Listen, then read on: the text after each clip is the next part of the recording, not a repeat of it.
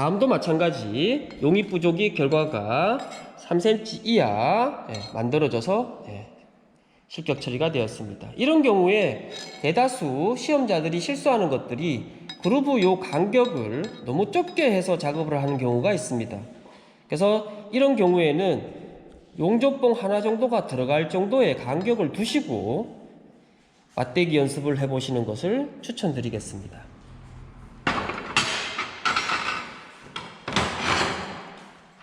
다음은 상당히 많은 양의 오버랩으로 인하여 용접 작품 자체가 채점 기준에 들어오지 않는 경우에 해당됩니다. 이와 같은 경우는 이면비드 판단 필요 없이 바로 미완성이거나 아니면 채점의 가치가 없다고 판단되어 바로 실격 처리가 됩니다. 전류값 조정이나 운봉속도 조정이 잘못된 경우 이와 같은 결과가 만들어집니다.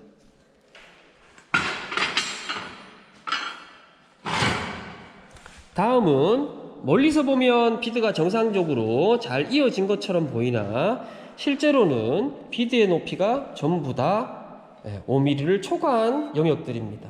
따라서 실격 처리가 되었습니다. 이런 경우는 운봉이나 용접 자체를 못한다기보다는 전류 조건이나 그루브 간격 자체를 실수하여 실격 처리된 경우를 많이 봤습니다. 뒤쪽도 마찬가지 백비드가 전체적으로 높이가 상당히 높고 좁게 형성되어 있습니다. 이런 경우들은 그루브 간격과 용접 속도를 조정하여 연습하는 것이 필요합니다. 다음은 위보기 제품의 대표적인 결과물입니다. 위보기인 경우에는 마이너스 0.5를 초과하면 되지 않습니다. 그러나 이 제품은 옆에서 비추어 보듯이 상당히 많은 깊이까지 이면 비드가 내려가 있습니다. 전 영역이 마이너스 0.5를 초과하였으므로 실격 처리가 되었습니다.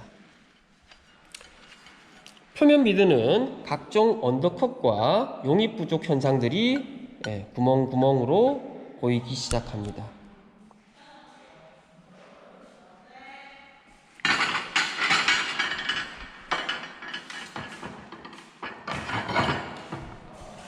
대표적인 용입 부족 현상입니다. 이런 식으로 이면 비드가 용입 부족 현상이 일어나는 제품인 경우에 공통적으로 표면인 경우에는 용락이 나타나거나 비드 높이가 굉장히 높아집니다. 따라서 1차 용접 시 백비드를 충분한 높이까지를 만들어내서 이면 비드가 완성되어야지만이 2층, 3층의 경우 정상적인 비드 높이를 만들어줄 수가 있습니다. 마찬가지 상당히 용입 부족이 일어난 경우, 용락도 일어난 경우입니다. 대표적으로 용락인 경우에는 몇 cm의 기준에 들지 않습니다. 이 자체가 실격 기준에 들어가므로 상당히 주의해야 되겠습니다. 표면 비드만 보면 용락 부분을 제외하면 정상적으로 용접을 하였을 경우에 잘할 수 있는 경우지만 상당히 조건을 못 맞춘 경우라고 볼 수 있습니다. 지금 계속 여러 실격 조건 중에 대다수가 발생되고 있는 용입과 관련되어 있는 이면 비드와 표면 비드의 경우에 높이와 이면 비드의 높이 관련된 것들을 보고 계십니다. 굉장히 많은 실격 처리가 되는 파트이기 때문에 다양하게 결과물들을 여러분들에게 보여드리겠습니다. 다음은 표면 비드인 경우에 용입 부족 자체가 일어난 경우입니다. 대다수 봉 자체가 비드 그루브까지 입력되지 않는 경우 표면에서만 용접을 수행한 경우 이런 결과들이 많이 생깁니다. 뒤쪽에 이면 비드도 마찬가지 형성이 되지 않았습니다. 다음은 보시다시피 표면의 용락이나 기타 비드 높이도 5cm를 초과하는 부분이 상당수 만들어져 있습니다. 뒤쪽에 이면 비드도 실제 만져보면 이면 비드가 전체적으로 다 형성되지 않았습니다. 이런 문제가 생기는 경우 중에 대표적으로 옆에서 살짝 보시면 가접 상태가 왼쪽과 오른쪽에 상당히 벗어나 있습니다. 이 경우 아무리 표면 비드 형성을 잘 하더라도 이면 비드가 정상적으로 나올 확률이 매우 적습니다. 따라서 평상시에 가점 연습 또한 중요시하게 생각하는 것이 좋습니다. 마찬가지 용입 부족의 현상입니다. 이 제품도 가접 형태를 한번 보겠습니다. 보시다시피 좌우에 가접의 위치가 뒤틀려져 있습니다. 이 부분이 뒤틀려져 있으면 결국 이 끝단까지의 이 부분도 가접이 뒤틀리게 되고, 그러면 표면에서의 철이 맞대기가 아닌 기울어진 각도 내에서 서로 용접을 하게 되어 아무리 이면 비드가 나와도 표면상으로는 둘 다 나오는 이면 비드가 발생되지가 않습니다. 따라서 이 부분은 대다수 실격 처리되오니 주의하시기 바랍니다. 다음은 CO2인 경우, 수평인 경우입니다. 전류 조건이라든지 이동 속도라든지 전체적으로 조건을 잘 맞추지 못한 경우 이런 결과물로 용입 불량이 일어나게 됩니다. 언더컷과 용입 불량인 경우에는 가운데 부분에서의 비드가 모재 표면보다 낮게 형성된 경우 용입 불량으로 판단되고요. 이런 경우에 뒤쪽은 보시다시피 상당히 이면 비드가 높게 나왔습니다. 그렇죠? 형상을 보시면 백킹젤을 충분히 잘 되고 있었으나 언더컷 현상과 이면 비드의 높이로 인하여 실격 처리된 제품입니다. 이런 조건들은 조금 전 말씀드렸듯이 전류 조건과 그루브 간격들을 잘 조정하시는 것이 좋습니다. 마찬가지 이면 비드의 용입 부족 현상이 일어난 결과입니다. 표면 비드도 외관상 여기서 이 정도 위치까지는 이루어졌으나 나머지 부분은 외관상 채점 기준에 해당하지 않을 정도로 표면 비드가 나오지 않았습니다. 마찬가지 백비드가 형성되지 않은 구간이 3cm를 넘어서서 전부 다 실격 처리된 제품이고요. 표면 비드도 정상적으로 채점의 대상에 들어갈 만큼 완성되지 않은 상태입니다.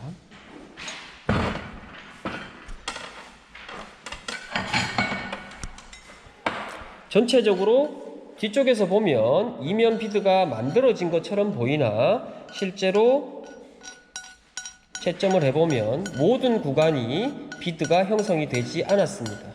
따라서 전체가 용입 부족으로 실격 처리되었습니다. 표면 비드 형성은 높이도 적당하고 비드의 외관도 적당하게 되어 있으나 이면 비드가 전부 형성되지 않아 실격 처리된 안타까운 경우입니다.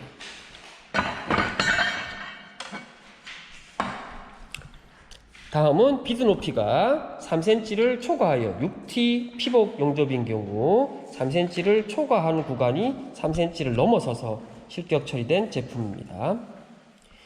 이면 비드를 보시면 마찬가지 대다수가 이면 비드가 형성이 되지 않았습니다. 다시 말씀드리지만 이면 비드가 충분한 두께로 아래쪽으로 나오지 않는 이상 원패스 이후에 2층, 3층에서의 비드 높이는 자연적으로 높아질 수밖에 없으니 연습하시는 분들은 1층 패스를 정상적으로 이면 비드를 만드는 것을 항상 우선적으로 연습하시기를 추천드리겠습니다. 다음은 다른 예시로 상당히 많은 영역의 수평 용접에서 오버랩이 발생된 경우입니다. 오버랩의 기준은 우리가 주어진 시편에서의 맞대기 라인에서 0.5mm 이상을 벗어나면 오버랩이라고 판단을 합니다. 다음과 같은 경우는 실제 맞대기의 라인이 여기 용락이 일어난 거의 바로 앞쪽입니다. 그래서 거의 대다수가 1mm 이상의 오버랩이 발생한 경우입니다.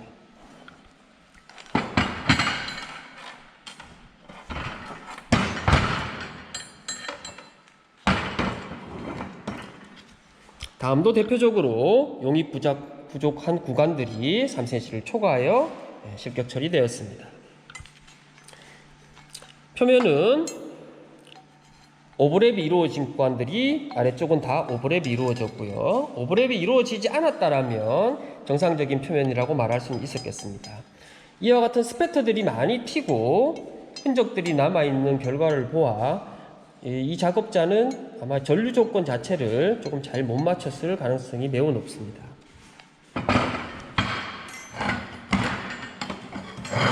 지금 굉장히 많은 예시를 가지고 여러분들에게 보여드리고 있습니다. 그래서 이런 경우들을 다양하게 보시고 스스로가 작업한 이후에 본인 결과물과 이런 결과물들을 한번 같이 비교하셔서 준비하시는데 도움이 되셨으면 합니다. 마찬가지 비드 높이가 초과되는 영역과 다음과 같은 경우에는 슬래그 제거가 확실히 되지 않아서 표면에서 봤을 때에도 내부에 슬래그가 섞여 있는 것이 확인되는 경우입니다. 이와 같은 경우도 채점 대상에서 제외됩니다. 이 시편 같은 경우에는 슬래그가 군데군데 많이 섞여 있어서 실격 처리가 된 경우입니다. 따라서 수험자인 경우에도 비드가 아무리 이쁘게 잘 형성되어 있다 하더라도 슬래그가 섞여 있는 구간이 생기는 것 자체가 실격 처리가 되기 때문에 항상 원패스 이후에 와이어 브러쉬를 활용하여 슬래그 제거를 확실히 해주시고 다음 작품을 진행하시는 것이 옳다고 봅니다. 이런 경우들은 항상 이면 비드가 제대로 형성이 되지 않죠. 전 구간이 이면 비드가 형성되지 않은 구간입니다. 또 다른 예시입니다. 옆에서 보기에 비드의 높이 자체가 6T 용접인 경우에